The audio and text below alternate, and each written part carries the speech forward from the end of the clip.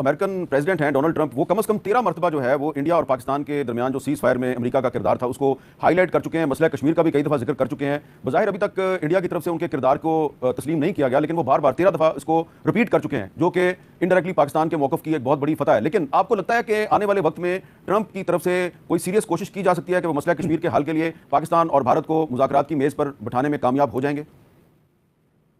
देखिए, ये टॉपिक मीर साहब मेरी याददाश्त के मुताबिक जो सीरियसली ये इसके लिए कोशिश की गई वो ओवल ऑफिस में 2 दिसंबर 1998 को मियां नवाज शरीफ साहब ने की, और प्रेसिडेंट क्लिंटन थे, उसमें मैं था, सरताज अजीज साहब थे, मुशाहिद हुसैन साहब थे, शहबाज शरीफ साहब थे और रियाज खोकर साहब थे। अच्छा। और अमेरिका की तरफ से मैडलिन ऑलब्राइट थी, मरहुमा, सैंडी बर्कर थे, अपना रूबन थे, उनके ट्रेजरी सेक्रेटरी, और टेलबोट थे।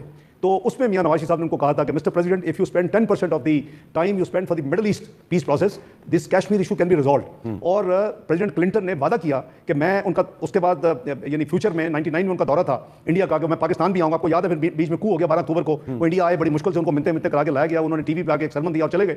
तो बात यह है कि ये मैं समझता हूं कि बड़ी पॉजिटिव डेवलपमेंट है कि इस प्रोसेस में जहां तक वो क्रेडिट, तो देखें किसी ने तो आउटरीच करनी थी ना, इंडिया ने हमें डायरेक्टली तो फोन करके नहीं कहना था। तो जो सेक्रेटरी रूबियो है वो 2-3 दफा प्राइम मिनिस्टर साहब से बात उन्होंने सारे प्रोसेस में की, 2 दफा मेरे साथ की, 1-2 दफा उन्होंने अपना आर्मी चीफ साहब से की।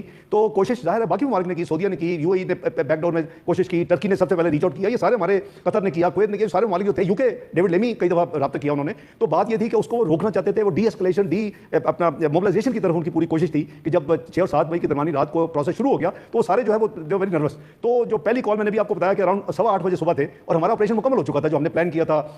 रात हम करीबन 1:30 बजे फारिग हुए उससे, उस सारी डिस्कशन, और प्राइम मिनिस्टर ने ऑथराइज किया आर्म फोर्सेस को, डिटेल तय हो गई कि हमने क्या रोल आउट करना है, और वो हमने 4 बजे के बाद शुरू किया। ये उनकी फिर एक बदकिस्मती मैं कहूँगा इंडिया की कि उन्होंने 2:30 बजे फिर वही हरकत कर दी कि जी नूर खान एयरबेस पे, शोरकोट एयरबेस पे, 2 एयरपोर्ट्स पे उन्होंने फिर अटैक किया उसी रात को, 6 और 7 की दरमियानी रात को।